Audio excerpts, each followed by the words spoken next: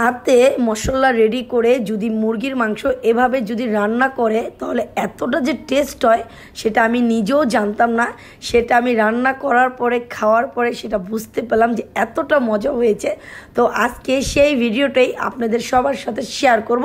তো কিভাবে কি রান্না করলাম আশা করছি ভিডিওটা আপনাদের সবার কাছে খুবই ভালো লাগবে।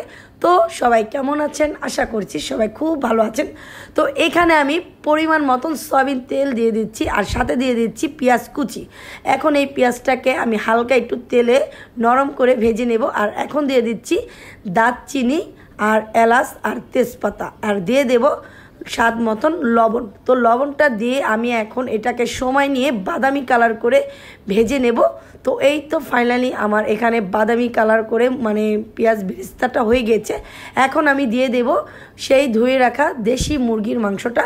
তো এখন আমি মুরগির মাংসটা দিয়ে এখন এটাকে আমি কিছুক্ষণের জন্য একটু লাড়াচাড়া দিয়ে কিছুক্ষণের জন্য এটাকে আমি সময় নিয়ে ঢেকে রান্না করব। আর ওই দিক দিয়ে আমি সেই মশলাটা রেডি করে নেব। এখন আমি দিয়ে দিচ্ছি 2 চামচের মতন আদা রসুন বাটা আর দিয়ে দিচ্ছি হলুদের গুঁড়া, মরিচের গুঁড়া, ধনিয়ার গুঁড়া আর দিয়ে দিচ্ছি জিরা ফাঁকি।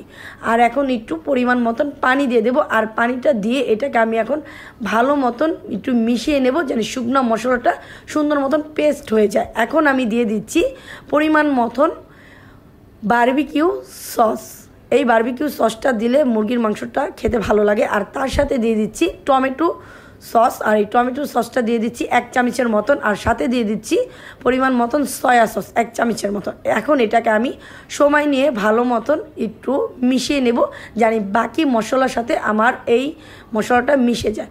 তো আমার মশলাটা রেডি হয়ে গেছে। এখন আমি মুরগির মাংসটা এখন ঢাকনাটা উঠিয়ে এখন আমি এটাকে ভালো মতন লাড়াচাড়া দিয়ে সেই রেডিমেড মশলাটা রেডি যে করেছিলাম সেটা এখন আমি দিয়ে দেব। আর দিয়ে এটাকে আমি সময় নিয়ে ভালো মতন মুরগির মাংসটাকে খুব সুন্দর মতন লাড়াচাড়া দিয়ে তেলের সাথে পেঁয়াজের সাথে খুব সুন্দর মতন করে মিশিয়ে নেব জানি মুরগির মাংসের সাথে মশলাটা আমার খুব ভালো মতন মিশে যায়।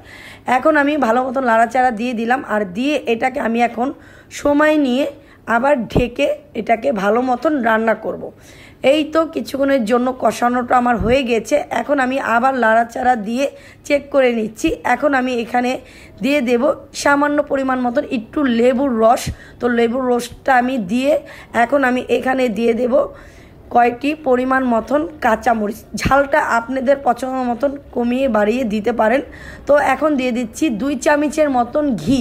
আর এই ঘিটাকে দিয়ে আমি এটাকে ভালো মতন এখন একটু লাড়াচাড়া দিয়ে ভালো মতন মিশিয়ে নেব জানি সব মশলাটা খুব সুন্দর মতন মিশে যায়। আর এখন দিয়ে দিচ্ছি পরিমাণ মতন আমি আলু দিয়েছি। আর আমার কাছে মুরগির মাংসটা আলু ছাড়া একটু ভালো লাগে না। তো দেশি মুরগি বলে কথা, তো আলু থাকলে তো ভালো তো লাগবেই খেতে।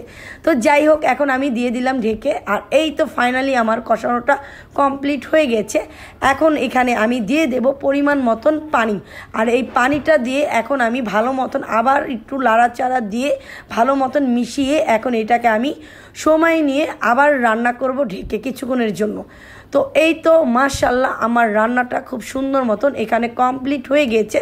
তো দেখতে পাচ্ছেন খুব সুন্দর মতন কালারটাও এসেছে আর সাইড দিয়ে তেলটাও খুব সুন্দর মতন ভেসে গিয়েছে মানে ভেসে দিয়েছে। তো যাই হোক এখানে আমার মাংসটা ফাইনালি কমপ্লিট হয়ে গেছে। তো আজকে একটু ভিন্ন রকম দেশি মুরগির মাংস আলু দিয়ে ঝোল করে রান্না করেছি। তো এই রান্নাটা কার কার কাছে ভালো লেগেছে, যদি ভালো লেগে থাকে অবশ্যই সেটা আমাকে কমেন্টে জানাবেন। আর সবাই সুস্থ থাকবেন, ভালো থাকবেন। আল্লাহ হাফেজ।